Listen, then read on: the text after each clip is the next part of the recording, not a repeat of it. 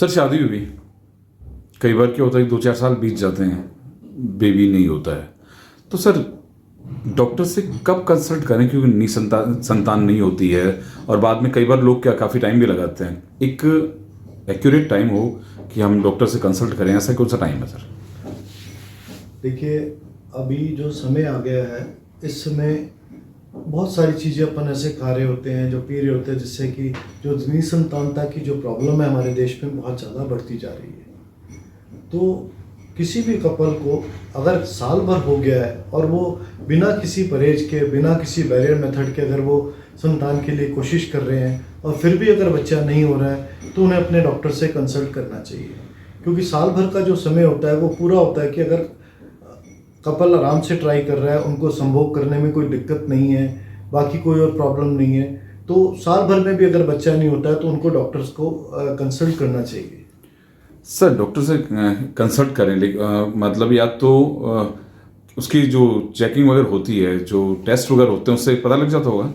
देखिए, जब भी हमारे पास पहली बार मरीज आता है तो उसके डिटेल में पूरी हिस्ट्री ली जाती है कि उसके मासिक धर्म में कोई प्रॉब्लम तो नहीं है, आपस में साथ रहने में, संभोग करने में कोई प्रॉब्लम तो नहीं है।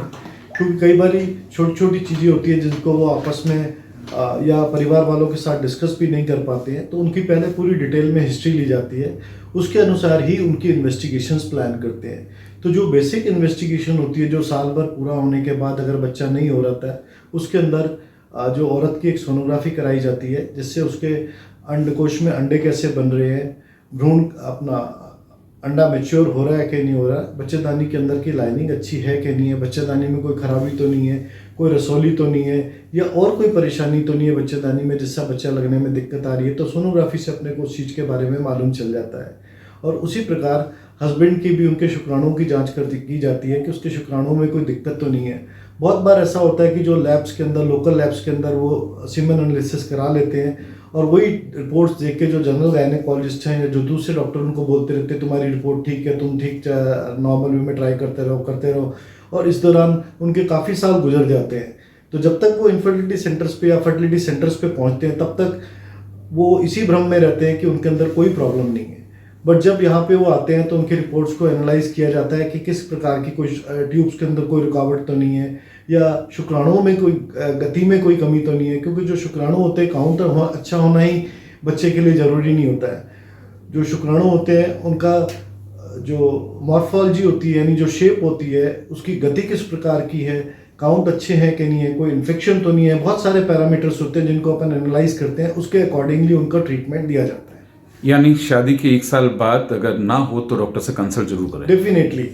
गाँव के अंदर लोग बाग 3-3, 4-4, 5-5 साल निकाल देते हैं। डॉक्टर के आने से पहले वो इतनी जगह होके आ जाते हैं या दाइयों को दिखा लेते हैं जो उनको लगता है कि इस तरीके से बच्चा हो सकता है, तो वो सारे करने के बाद ही वो डॉक्टर के पास पहुंचते हैं। लेकिन अब थोड़ा से जो गांव शहरों से जुड़े हुए हैं, वहाँ पे अब पेशेंट्स अब जब साल, 1.5 साल, 2 साल में नहीं होता तो वो डॉक्टर को दिखाने आना शुरू हो गए हैं। उनके अंदर भी अब ये लोगों के जो शहर के पास रहते हैं, तो उनके अंदर भी इतना ज्ञान आ गया है कि जब बच्चा नहीं हो रहा तो कहीं ना कहीं दिक्कत है, तो वो डॉक्टर्स को दिखाना उन्होंने शुरू कर दिया है।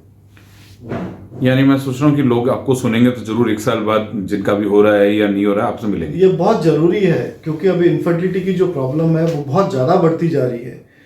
आदमियों के अंदर शुक्राणुओं की कमी होती जा रही है, और जो औरतें हैं उनके अंडकोश के अंदर जो अंडे बनाने की जो क्षमता है वो भी ग्रेजुअली कम होती जा रही है।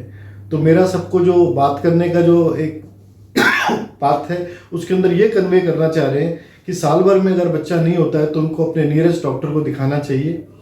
अगर कोई चीज़ पकड़ में आती है तो उन्हें फर्टिलिटी सेंटर्स पे आके डॉक्टर से कंसल्ट करना चाहिए। ऐसा नहीं है कि फर्टिलिटी सेंटर पे ट्रीटमेंट बहुत ज़्यादा महंगा होगा या वो अफोर्ड नहीं कर पाएंगे, तो एटलीस्ट जाके उनकी डॉक्टर्स की ओपिनियन जरूर लेनी चाहिए।